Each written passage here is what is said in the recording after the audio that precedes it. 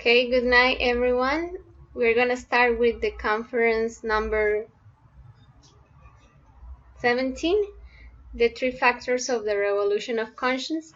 As you can see in the images, here we have the psychological death, the spiritual birth, and the sacrifice for mankind. Those are the three factors with which we are gonna work in the revolution of conscience. So let's start to talk about the spiritual birth. Spiritual birth means the creation of the existential bodies of the being. We were expelled of the paradise that was the union with our spiritual part because of the fornication, and we need to turn back to our spiritual essence, which is done by the sexual practice, the superior sexual practice. And this practice needs as requirement the union of men and women, of partners of the opposite sex that are working with three virtues that are fidelity, chastity, and love. For that, we need to eliminate the ego of fornication. This sexual practice is not going to have as the purpose the expelling of the sexual energy, the fornication, the orgasm, or the ejaculation. This is a totally different sexual practice. This practice is going to create the superior existential bodies of our being, as we have said. It means that it's going to create us like human beings. We are rational animals. We are not human beings yet. For being totally human, we need a representation in the superior dimension. We have the astral dimension, for example. We have the mental dimension, and we don't have the bodies to enter to those dimensions yet. We only have the physical body. Our physical body was created with sexual energy by the union of the male and female sexual cells. But these superior existential bodies are also going to be created with sexual energy, energy that is going to be ascending through our spinal cord and directing towards our superior centers of the human machines, which are the pituitary and pineal gland that we can find it in our head, in between the eyebrows and in the superior part of our head. So this spiritual birth, as I've said, needs first of all a place, a place that is going to be really clean. It should be the bedroom of the couple, of this couple that are going to be husband and wife, a couple united by love, and we have as purpose to maintain with the same couple as long as our being can stand to do it. We are going to work in what is fidelity, because people tend to change the sexual partner because they don't like it, because they are tired of fighting, etc., etc. But we are going to develop the virtues of fidelity, chastity, and love to be able to work with only one partner. We intend to be a one life partner. So, but we're going to study more about the conditions. For example, if you are talking about divorce, the only conditions to divorce a person is adultery, the loss of the sexual organs, or the death of the person. So our intention is to have a life partner that is going to help us with this work of love, that is the creation of the existential bodies of our being. So the place, as we said, should be the bedroom of the husband and wife. This is going to be an energetically clean place We should not have distracting forces that are going to interrupt the superior sexual practice, like loud TVs or loud radios or music. Or there shouldn't be anyone sleeping in that bedroom because there are going to be mixing forces. So this is a clean room energetically and should be only the room for the sexual practice between the wife and the husband, and it should be closed with a conjuration of Bellinin and magical circle, which is an energetically mantra that you're going to pronounce, and it's going to get rid of the larvae. There are larvae or energetically disrupting energies that are going to distract us or interrupt the practice, because this is a really superior practice spiritually. So in order to maintain the concentration and cleanse the energy of the place, you must do this conjuration. And also, after that, we're going to make a plea to the Divine Father and the Divine Mother to assist us during the practice.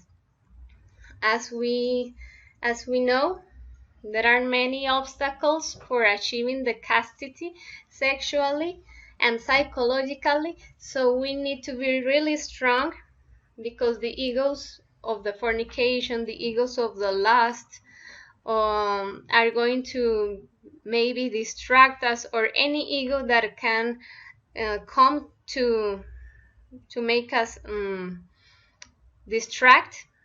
So we need to really make a plea and ask our Divine Father and Mother to be the one who directs the practice in order to achieve the fully concentration.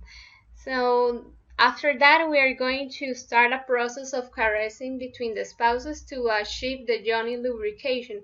We are talking about the female apparatus.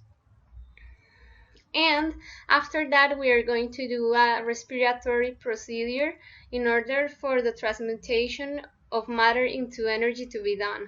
So this is really superior sexual practice in which you're going to take your sexual energy and you're going to ascend it through your spinal cord to the superior centers of the human machine, as we can see it in the image. This aureola that we can see here is the representation of the sexual energy ascending through the spinal cord. I don't know if you have heard about the Mercury caduceus, or this is the symbol of the alchemy. This is what we call the sexual alchemy, and the gold that we here in this alchemy process is a symbolic reference of our sexual energy.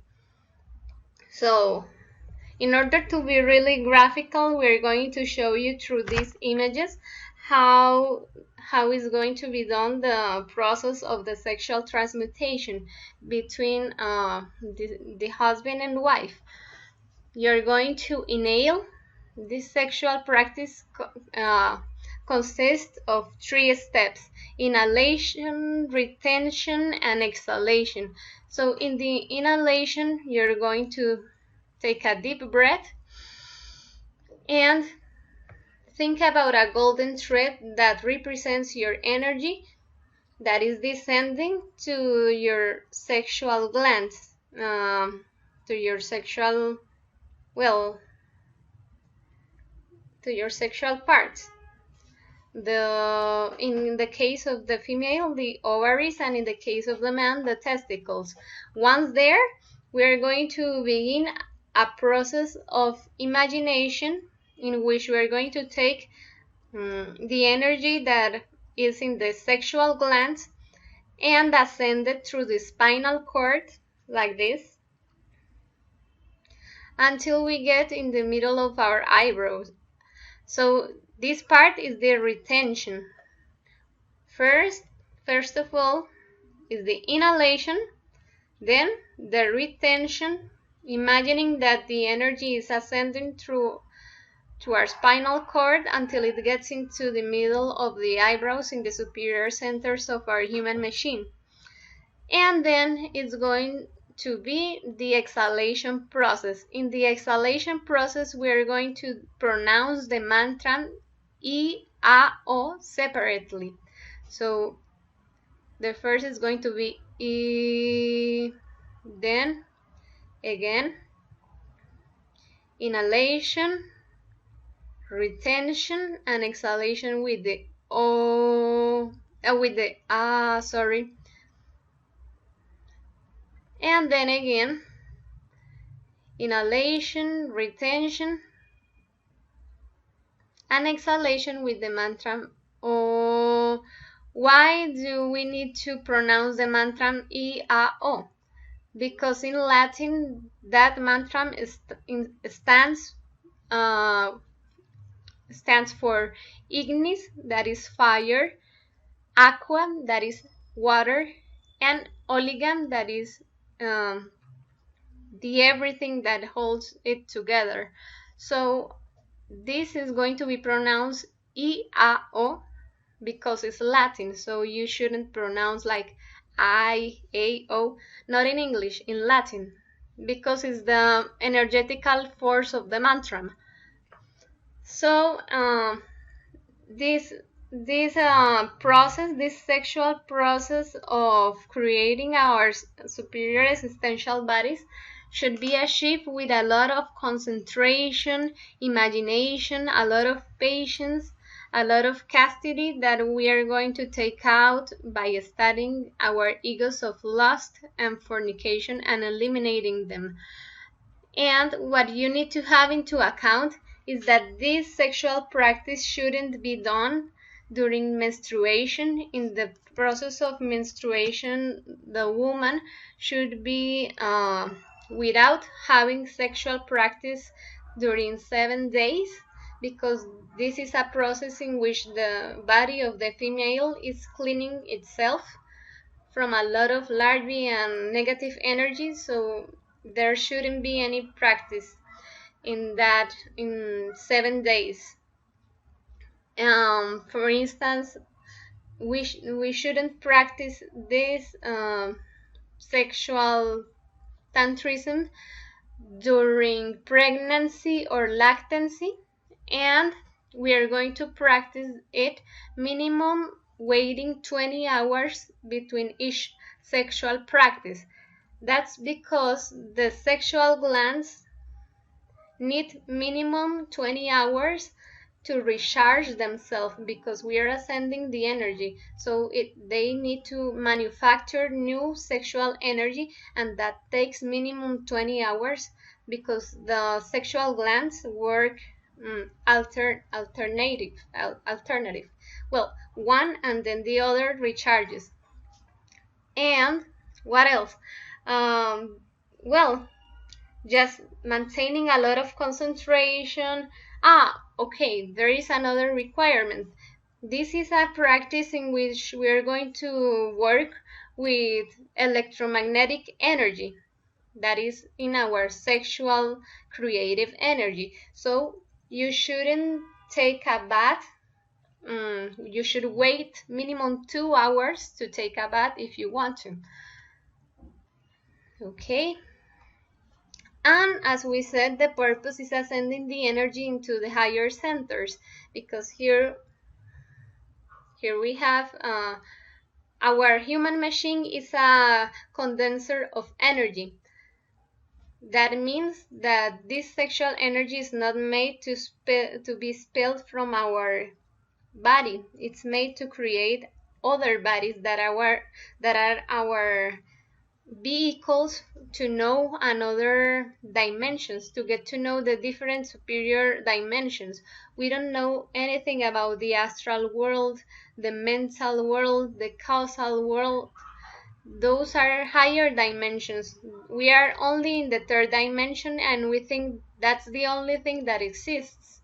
But in order to know the superior dimensions, we need to have representation and uh, we are going to do it, but by manufacturing these bodies that are going to be our vehicles to enter to those dimensions. If we could have, for example, an astral body, we could know the universe, the planets, and all the things that we find in the fifth dimension, in the molecular world. So now we are going to talk about the next factor of the revolution of conscience. The second factor is the psychological death. That's eliminating our ego. The psychological death refers to the release of energy trapped by the psychological flow or the ways of being of oneself. So we have different elements in our psychology. We think we are unique, but we are a lot of people in one individual, and we think we have individuality. We don't have the sacred individuality. We are one in 1 minute, and the next minute we are a different person. We are angry, we are lustful, we are confused, we are happy, we are hateful, we are envious, and those ways of being of oneself are within our inner world. But we haven't looked in our inner world. What can we see there? We have the different thoughts, the different talks between egos. What do we mean by the different talks between egos? For example, that we are really lazy, we want to stay all day sleeping, and so the ego of laziness says, you need to sleep, you need to relax, you should rest, you deserve to rest, you have worked so hard.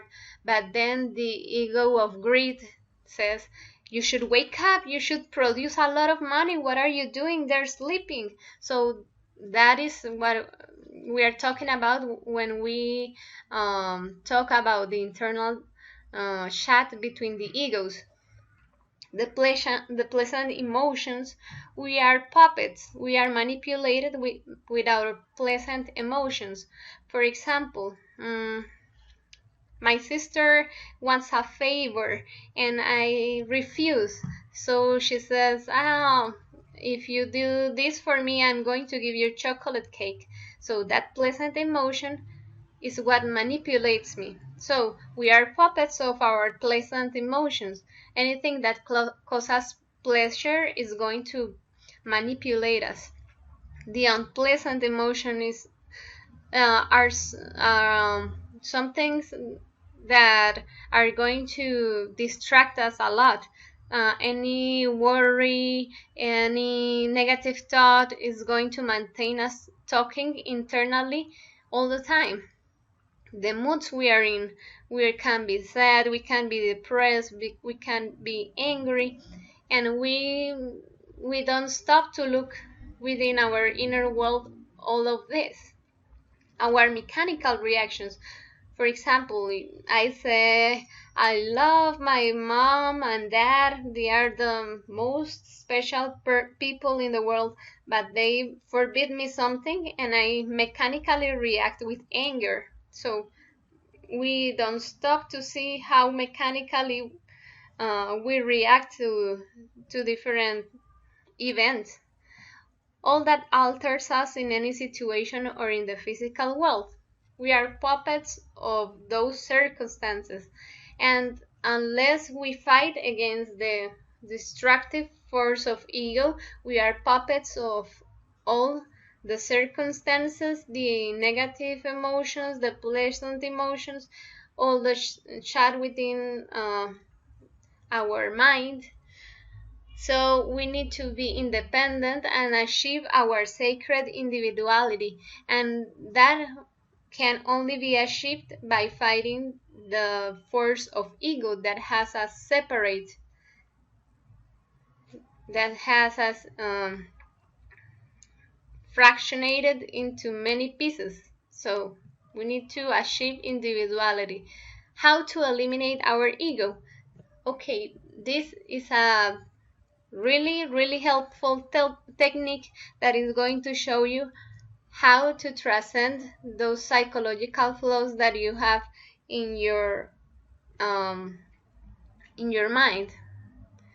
For example, we have like 7 capital sins. That's what everyone says. They can also be called the causal egos. That those are greed, lust, pride, gluttony, anger. Well, as you know them, the 7 causal egos, those are the big families of ego, but there are a lot of really little details that are trapped in those psychological flaws and that we haven't observed. We need to achieve the self-observation that is a faculty that is atrophied lately in mankind. We live nowadays in a really decadent world and no one stops to self-observe herself or himself. For instance, I have a problem and I immediately tend to blame other people. I don't observe myself. I immediately say, oh, that person has a problem, that person needs to change, and we criticize, but we need to judge ourselves, not to feel guilty, but to eliminate the action of our egos. In self-observation, we are going to look at ourselves in daily actions. For example, I'm driving and in the middle of the road, a car gets through and gets in my way. If I self-observe myself, I start to see the mechanical chat of my egos, and some ego is saying you should yell at that person doesn't know how to drive, he's very irresponsible, he's like he can murder something, lest one ego says you should drive really fast and get in the way of the person to have revenge. That is the ego of revenge, an ego that wants to get even. Another ego wants to shout, hey, you don't know how to drive, tell your mom that teaches how to drive, etc., etc. Many egos want to insult, many egos want to do something aggressive. For example, an ego of the violence wants to get off the car and argue with the person face to face, etc., etc.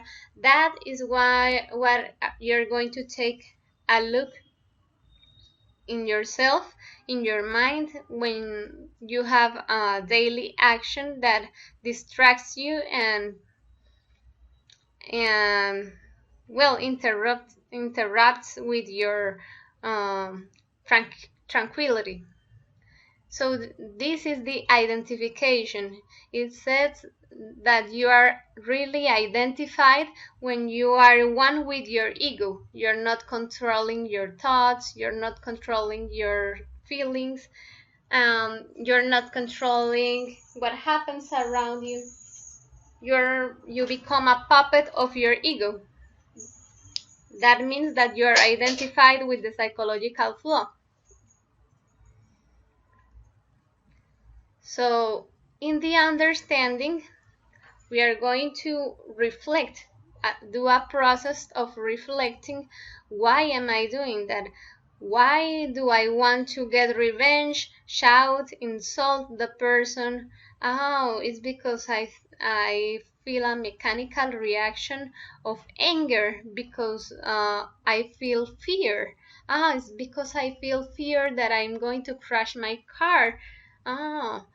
Maybe it is because I mechanically imagined that I was having an accident because of that person. So it's my fear of ruining the car, my fear of well, being damaged physically. So I understand. And the elimination. For example, I discovered that there were many egos, the egos of insulting. So Divine Mother, eliminate me this ego that wants to insult the person, eliminate me this ego that wants to get revenge, argue with the person face to face, etc., etc., and all the things that I see in my inner world that are happening, that are those egos that want to manipulate my human machine in order to make me feed anger, to feed revenge, to feed the ego of insulting. So why begging the Divine Mother? Because the Divine Mother is the percentage of love that we have in our conscience. We have the 3% of conscience that is awakened, and that represents three fundamental forces.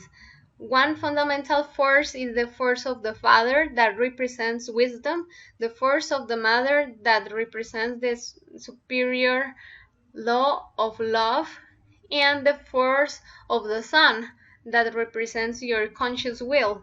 So we are going to beg the Divine Mother, that is the force of love in our percentage of conscience, to eliminate the psychological law, because only the superior law of love has the power to transcend everything, and to eliminate the ego.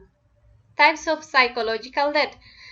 That type of psychological death that we were talking about was the ongoing death, that you are in a daily scene, in a daily action, and you, for example, had a trouble, had a discussion, had a really bad mood, you're going to apply the ongoing death. That is, in the moment that the ego comes out and wants to feed itself from your emotions, you're going to beg the Divine Mother immediately to eliminate it from your psyche. Divine Mother, eliminate me this ego that wants to fight. Divine Mother, eliminate me this ego that wants to search for trouble, etc., etc., in all the actions that you see in your daily day. And that is going to liberate small percentages of conscience that are trapped in your psychological flaws, and you are going to start transforming your life. Little by little, you are going to experience the different changes and radical transformations in your life, because this is transcendental meditation. The transcendental meditation has the purpose to eliminate the ego. There are other kinds of meditation that are a confusion between meditation and relaxation, are really contemplative, and you get relaxed and for a little while, but you don't make radical changes. This meditation, this kind of meditation, has the purpose of achieving radical changes and transformations in your inner self. You're going to purify your energy. You're going to balance your 7 centers of the human machine. We have the sexual center, we have the instinctive center, the lower emotional center, we have the lower intellectual center, we have the higher emotional center, and we have the higher intellectual center. Those are the 7 centers of our human machine, and they are really, really unbalanced. They are the chakras are turning to the opposite side because we are feeding egos. So we need to balance our centers and start that our chakras are going to be aligned and are going to be spinning to the right side. And the reflective meditation is going to be a different practice of meditation that is has the purpose of liberating higher percentages of conscience. It's not going to be in your daily life in any instant, but it's going to be more when you have a time to be on your own, to reflect of the differences, the different scenes closer.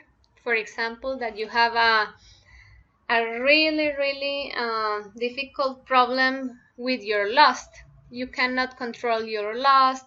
All the time you're feeling in love with any person that is attractive to you, that has the prototype characteristics that attract you. You feel in love, you want to talk to that person, you want to flirt, you want to ask for her number or his number. So that happens.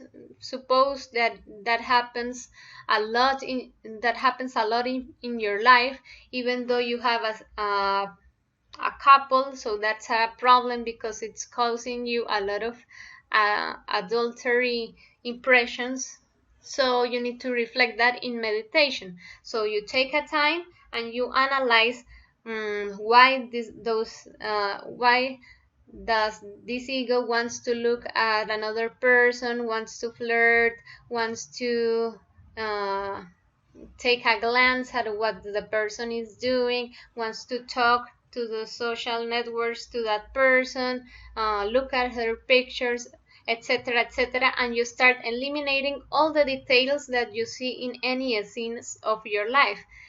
And what happens that you're going to achieve a higher percentage of conscience and um, liberate a lot of conscience that was trapped in the ego of lust. In consequence, you're going to achieve a lot of chastity, a lot of fidelity, and a lot of love for your couple, and you're going to liberate a lot of conscience from that ego.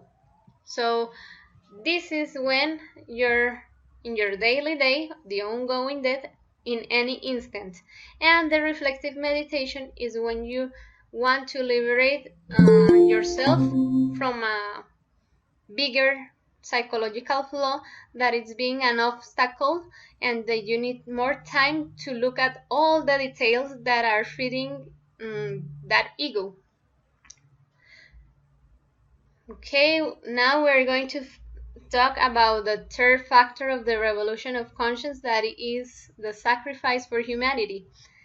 This is a really important practice because it's going to bring knowledge to all mankind selflessly. This knowledge is really sacred. You cannot pay this knowledge, not if you want to, with all the money in the world, because this has the higher purpose of your existence. The purpose of our existence is not to accumulate richness, not to have pleasure, not to vegetate until you die, but is achieving something that is really sacred, that's being unique with your own being, achieving the 100% of conscience, getting to know the higher and superior dimensions of nature. That is something that doesn't have price. So in order to do the sacrifice for humanity, we're going to have into account the following conditions that is giving this knowledge free. We're going to give it to everyone without distinguishing. We're not going to distinguish the social class, the social status, the race, the color of the skin. We are not going to be selective with the age, with the profession, not anything from that, because that is superficial and that is the personality, and the personality doesn't matter to our being. Anyone, regardless of the nationality, profession, the intellectual part, everyone can do this work. Everyone that has love and free will to do this and has the will. So we must give it for free without expecting anything in return. Why? Because if we don't do so, this becomes a business, just gaining money of our brothers and sisters, and that is not the purpose. So we shouldn't add anything to this knowledge, because those three factors of the revolution of conscience have the key to show us the superior dimensions, to get in touch with our being, to having astral projections in which we can achieve some information, to work on our psychological flaws. So this is complete, this is pure. We shouldn't add anything. We must deliver it pure as we were taught, because we received this and we could achieve some proofs. For example, if you see something in the astral projection, that information comes from the superior dimensions. You got to experience something that was really superior. So why are you going to change this knowledge? There is no reason. And we should not remove or hide anything. For example, if you think that it's really sinful to talk about sex and you're going to hide the sexual part, this will adulterate completely this knowledge. Why? Because with the sexual part is the key to create ourselves, to create our existential body. So this information, as it is with the three factors, is going to give us the key to eliminate our ego and transform it into conscience. We should not mix it with another kinds of knowledge, because it distracts and we lose the objective, we lose the aim, that is to achieve the sacred individuality with our being. If we start to talk about vegetarianism, about walkings in the nature, about ecology, about feeding ourselves healthily, those things are important, but those knowledge are not the center of awakening of the conscience and eliminating our ego. So we should not mix it with anything that is extra or that is additional. Some reasons to sacrifice for humanity. There are many reasons, because this is a practice of love. This is going to wake our percentage of love and give us the impulse to self-realize our being. The reason for being is the same being. This work is done by the force of our spiritual part that is going to grow as we help others. We need to stop being so selfish. We are precisely fighting against ego, so we need to help others fight against their own egos to get rid of our own psychological flaws. A labor of love is fed with love. Only with conscious charity we can achieve the sacred individuality, and each ego has its own debt we must pay. As we saw in the conference of karma, we are going to understand why we have the karma that we are paying, why we had to suffer a disease or an identification or material lusts or different uh, processes that we need to experience to learn. If we don't learn through the elimination of our ego, we are going to learn through suffering. So each ego has its own karma. For example, if I hurt many people with the ego of adultery, I hurt many persons that were my couple and I left them, I wasn't faithful. So the ego of adultery has its own karma. I will have to suffer for those suffering that I cause to other people, but I can pay my debts by helping others awaken their conscience and stop feeding those egos precisely, for example, the ego of adultery. What you get, you receive. If you give love, you receive love.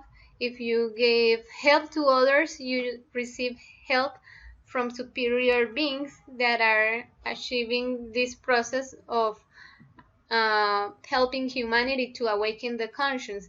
The merits of the heart allows us to advance in the work. If we don't have merits of the heart, we are going to get stuck. The merits of the heart means when we do something with really a lot of mysticism, a lot of love, and sincerely, not expecting anything in return, just for the being glad to do it with all our heart, and that is recognized by superior beings that are ruling this creation. When a person teaches, learns. For example, I'm giving this conference, and as I'm giving, I'm learning something about myself. I'm learning when I have some nervous details. For example, I am learning about myself that I tend to talk a lot. Sometimes I can get a little disconcentrated, so I'm learning a lot about myself. And I'm also learning from the beings that I am helping. Every time we help others, our Father gives us knowledge and teaches us something new.